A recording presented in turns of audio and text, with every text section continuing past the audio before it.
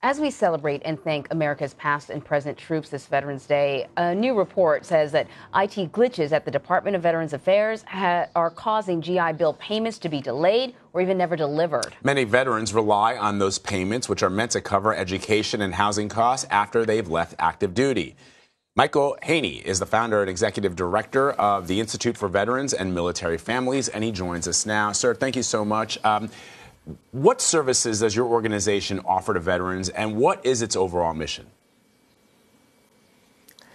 So the mission of the Institute for Veterans and Military Families here at Syracuse University is to help veterans navigate that transition from military service to civilian life. We do it through a portfolio of programs that we offer that range from everything from helping service members and veterans launch and grow small businesses all the way through preparing them for jobs and careers in the civilian world of work. You must really feel at times like, our politicians just pay lip service to their support for veterans. I mean, everyone knows how important Veterans Affairs is and how valuable it is. And now we find out that there are glitches, according to this report, that's causing it, that as a result, some GI payments are not getting to the people that they should get to. What are the greatest needs for veterans and after they leave service? What do they really need, and why is this such a problem?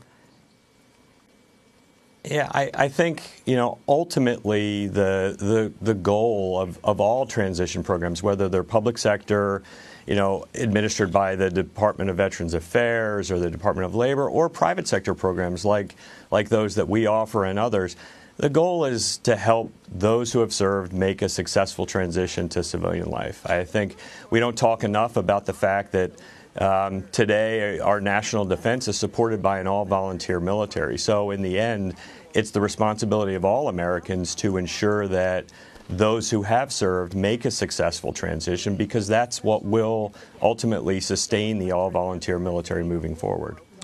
Michael, it's interesting, always interesting to me to see Americans, when they see veterans or when they see active duty troops, say, thank you for your service. You get on an airplane, they can get on airplanes faster than the rest of us. But it always feels to me as if it's sort of lip service and window dressing, because when it comes to things like this, why do we struggle? I mean, help our audience understand why it's important to help veterans, not only veterans, but also the military families who support them while they're deployed, while they're sacrificing, in some cases giving the ultimate sacrifice for our country.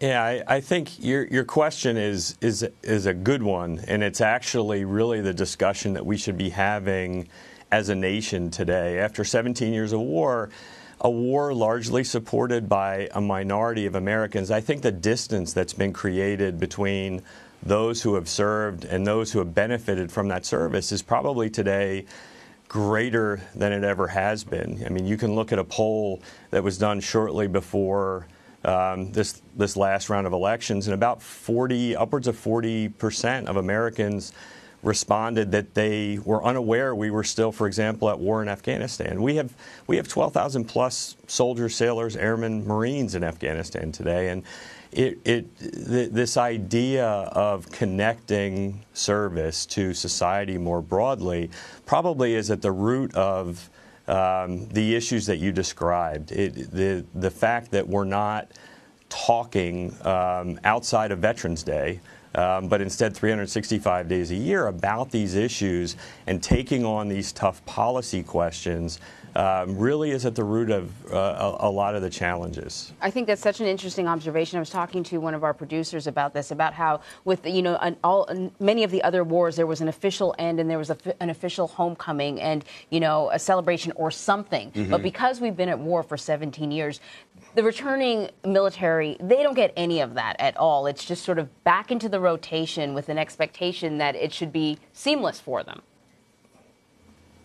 Yeah, I think that's absolutely right. And, another aspect of the situation that you described is this is also a conflict that's been supported in unprecedented ways by the National Guard and the reserves. So here you have individuals that are constantly moving back and forth between military service and civilian life routinely. And it just furthers that that sort of disconnect, as you describe it, that military service becomes more akin to a traditional job or a vocation as opposed to the national service that it actually should be represented as.